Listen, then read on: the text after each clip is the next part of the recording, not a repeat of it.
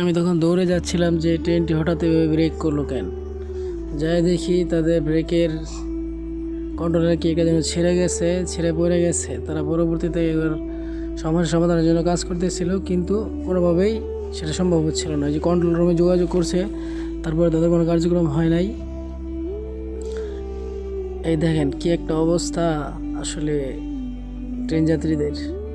পরবর্তীতে আমি একটা টিটির সাথে কথা বলছিলাম, সে বলল যে যদি এটা এরকম কোনো ব্যবস্থা না হয় তাহলে নাকি ওরা অন্য একটা ট্রেন ব্যবস্থা করে তারপর তাদের যাত্রীদের অন্য গাড়িতে ট্রান্সফার করা হবে।